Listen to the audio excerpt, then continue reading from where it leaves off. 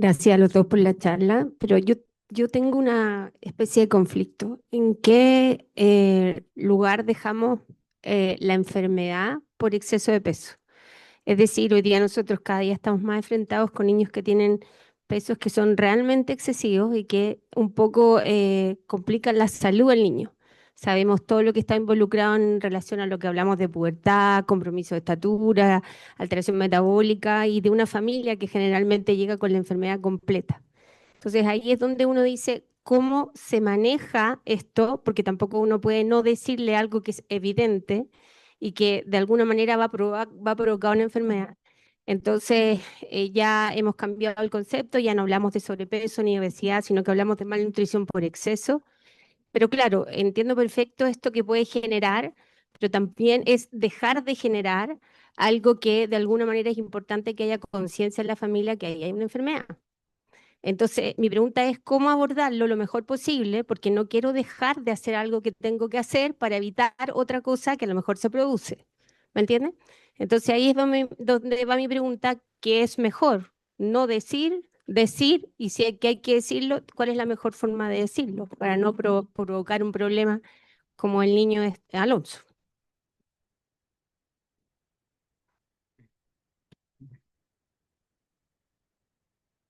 ¿Yo? ¿Aló? Sí. Yo creo que ahí es central justamente, efectivamente, el nombrarlo. ¿Cachai? Como, porque en la medida, justamente en el sentido que esto no se nombra, ahora el cómo es lo central. ¿Por qué? Porque el nombrarlo lo dejan en el tabú. Cuando lo dejan en el tabú, se configura un complejo psicológicamente y después cada vez que se evoque o se aluda, se va a estar movilizando todo el conflicto interno.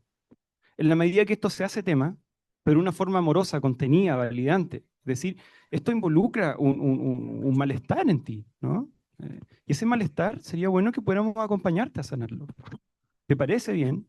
¿Te hace sentido? Como, más que venir a decir lo que uno efectivamente, directo o indirectamente lo hace, es como invitar a acompañarnos en esto.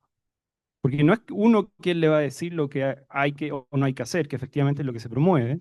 Sin embargo, tiene que haber una participación activa también de quien está viviendo el proceso, está padeciendo, en este caso, el sobrepeso, la obesidad. Efectivamente, con Alonso es un tema, pero en ese caso con Alonso, el sobrepeso efectivamente es un tema importante. Sin embargo, el conflicto psicológico que se albergó pasa a ser mm, no sé si más importante la palabra, pero primero hay que trabajar con, estructurar y darle fuerza, Alonso, para luego ir trabajando también de forma acompañada también el tema del sobrepeso. ¿Mm? De hecho, esa era la lógica con la cual trabajamos con el pediatra. ¿No? Como vamos hablando de esto del sobrepeso, que es un aspecto importante a considerar, sin embargo, no descuidemos su fortaleza egoica. ¿Cómo ves que está su autoestima? Mira, ahora ya se está, porque justamente a Alonso le gustaba mucho jugar rugby, entonces de pronto se dio cuenta que esa constitución también la aportaba en el desempeño, porque tenía más fuerza, tenía más empuje. Entonces de ahí fue generando una herramienta y empezamos a hablar con el pediatra un mismo idioma. Y nos invisibilizó también el problema, que es el sobrepeso, digamos. ¿Mm? Yo, tal vez mi sesgo de trabajar sobre todo con mujeres, que sabemos que somos las que estamos más en riesgo de trastornos de conducta alimentaria, tengo una apreciación un poquitito más, tal vez, eh, no sé si decir pesimista o más drástica. Me pregunto lo siguiente, si hubiera una enfermedad, póngame el nombre de enfermedad, si hubiera una enfermedad que supiéramos que al hablar de ella empeora, fuera la que fuera, si supiéramos que los hipertensos, a la medida que uno dice la palabra hipertensión, se hipertensaran más, ¿hablaríamos de ella o no hablaríamos de ella? Yo creo que no. Yo tiendo a creer que más bien no, a no ser que hubiera que tomar una cosa, digamos, concreta, urgente. Y creo que algo nos pasa, me encantaría algún día que alguien investigara esto, algo nos pasa con el tema del peso que tenemos como un afán un poco aleccionador en algunos casos. Lo que recomiendan las guías canadienses desde hace por lo menos 10 o 15 años es no hablar del peso a no ser que el paciente quiera hablar del peso. Entonces, cuando el motivo de consulta, que eso les pasa a ustedes más que a nosotros, es el peso, por supuesto que hablamos del peso.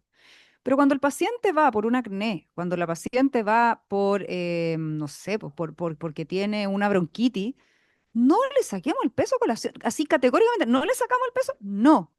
Y si es que pasa, que a veces sí pasa, que tenemos que hablar del peso de manera secundaria, por ejemplo, en la pubertad, creo que el ejemplo más claro, hablar de que la grasa que tenemos en el cuerpo tiene un efecto hormonal, creo que es algo lo suficientemente neutro y que pone un problema arriba de la mesa, pero no le pone una etiqueta a la niña. Yo no le estoy diciendo tú estás obesa, le estoy diciendo, sabes que la grasa que tenemos en el cuerpo tiene este efecto. Y después hablar de hábitos y de prescripción positiva. O sea, ¿cuántas frutas estamos comiendo al día? Ok, nos podemos comprometer a tantas, perfecto. ¿Qué ejercicio estás haciendo? Es que sabes que la máquina hay que moverla, pero no poniendo un objetivo, porque en el momento en que uno le pone una etiqueta a esa persona, tú eres obesa, tú tienes sobrepeso. En una de esas este cabrón ni tenía sobrepeso y era muy musculoso, no lo sé, pero uno le pone una etiqueta, esa etiqueta genera trastorno de conducta alimentaria. Y los trastornos de conducta alimentaria tienen más letalidad que la obesidad en edad adolescente por lejos, pero así, no me acuerdo cuánto era, pero era como 20 veces, una cosa así. Y del momento en que el compromiso es algo que no está en mí, si yo le digo baja 5 kilos, ¿quién de nosotros se puede comprometer con bajar 5 kilos de aquí a un mes? Ninguno. O les pongo un ejemplo al revés. Una vez llegó una paciente que había bajado, no me acuerdo, como 7 kilos y yo la felicité y la tía le había regalado una liposucción a los 5 años. O sea, ni siquiera hablemos de a los 15 años, perdón, ni siquiera hablemos de lo aberrante que era la liposucción. Esa chica estaba más sana metabólicamente sin esos 6 kilos de grasa subcutánea, cero.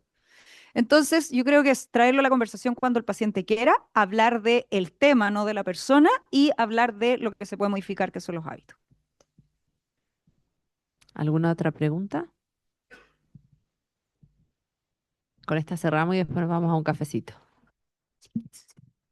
Andrea, en forma práctica, nuestros pacientes que tienen discapacidad, que cada uno tiene sus técnicas, Ujú. ¿cómo nos podrías tú ilustrar de cómo acompañarlas en el ámbito de la sexualidad? Sabiendo que las mamás siempre las tratan de que son mucho más niñas, que no las dejan crecer y que Sí. uno tiene que hablar de sexualidad en un ambiente que a veces cuesta. ¿Cómo tú haces ese approach así como para darnos algunas claves para nuestra práctica clínica? Bueno, yo lo tengo un poco más fácil porque en general cuando uno llega a la ginecóloga ha habido un proceso previo de que uno está yendo a un ambiente un poco distinto. Yo creo que en el caso de usted es súper clave ir generando esta relación primaria con el niño, niña o adolescente de manera progresiva. Respetar, eso no lo dije, se me olvidó, respetar el pudor respecto al cuerpo. Obviamente cuando el niño tiene 3 años, uno lo empilucha al frente de la mamá y no pasa nada, pero a los 8, 10, 12 años los niños van desarrollando pudor y si no lo van desarrollando, hay que apoyar que lo vayan desarrollando. Yo no sé cuántas de las consultas de ustedes tienen biombo, por ejemplo, pero tiendo a creer que más bien pocas o ninguna. Entonces, te tengo que examinar alguna parte de tu cuerpo que te genere problemas, que te examine, ok, pasa detrás del biombo, quieres que te acompañe la mamá o no. Eso, aunque al niño le dé lo mismo, ya va generando un diálogo de aquí hay una intimidad, aquí hay una privacidad. Y lo otro, generar el espacio confidencial, ir generándolo. La verdad es que no hay una receta. Personalmente encuentro que alrededor de los 12, 13, 14 hacia arriba, tener un espacio en que a veces uno se pone a hablar de la serie Netflix, digamos, y explicarle a la mamá que es para ir generando un espacio de la relación médico-paciente, que no tiene que ver ni con secretos, ni con cosas, ni con nada, digamos, terrible. Y en general los niños con discapacidad, sobre todo intelectual, son bien transparentes. Entonces, si uno le empieza a preguntar, ¿te gusta alguien? Las niñitas síndrome de Down en general vienen con la pega hecha porque te cuentan que están pololeando con el no sé cuánto, que están enamoradas de no sé quién. Entonces, ir preguntando, ¿te gusta alguien? Sí, no, uno va cachando por cómo se ponen y todo. Y también preguntarle a la mamá, o sea, y tener esos dos informaciones. Preguntarle al niño, bueno, yo veo más niñas obviamente, y también a la mamá. Lo notan con alguna actitud como de interesarse por contacto físico distinto. Yo no pregunto por el sexo opuesto por razones obvias, digamos, pero con un interés distinto, cuenta que está pololeando, que le gusta a alguien, y también tener eso como insumo para después traerlo a la conversación directamente. Bueno, muchas gracias. Damos cierre a este.